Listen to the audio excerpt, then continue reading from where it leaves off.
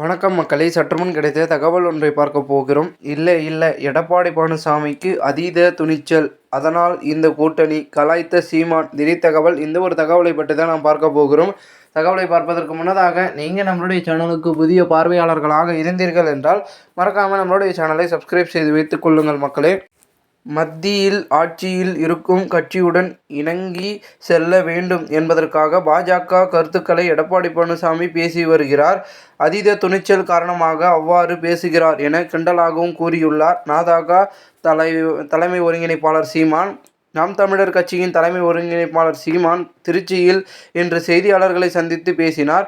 அப்பொழுது அதிமுக தொடர்பான கேள்விக்கு பதிலளித்த அவர், அதிமுக பாஜக கூட்டணி குறித்து கேட்பதற்கு திராவிட கட்சிகள் வாக்காளர்களுக்கு பணம் கொடுத்து ஓட்டு வாங்கக்கூடிய நிலையில்தான் இருக்கிறார்கள்.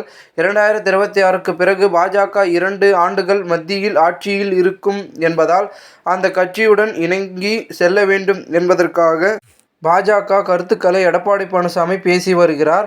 அப்படி என்றால் பயத்தின் காரணமாக எடப்பாடி பழனிசாமி அப்படி பேசுகிறாரா என்று செய்தியாளர்கள் கேட்பதற்கு, அதீத துணிச்சல் காரணமாக அவ்வாறு பேசுகிறார் என கிண்டலாக பதிலளித்தார்.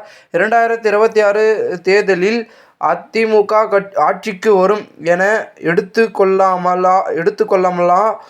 கொள்ளலாமா என்ற கேள்விக்கு, நான் அப்படி கூறவில்லை.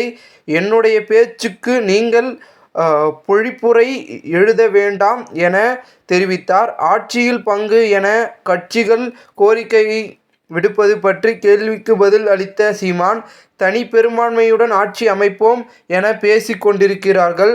இந்திய கூட்டணி ஆட்சியில் பங்கு பெறும் திமுக மாநிலத்தில் அதன் கூட்டணி கட்சிகளுக்கு ஆட்சியில் பங்கு தருவதில்லை. மத்தியில் கூட்டாட்சி, மாநிலத்தில் தன்னாட்சி என கூறியவர்கள் தற்பொழுது மத்தியில் கூட்டாட்சி, மாநிலத்தில் குடும்ப ஆட்சி என்கின்ற நிலை இருக்கிறார்கள். 2006இல் வலிமை குறைந்து இருந்தது திமுக. அப்பொழுது கூட்டணி கட்சிகளுக்கு அமைச்சர் பதவி தரவில்லை.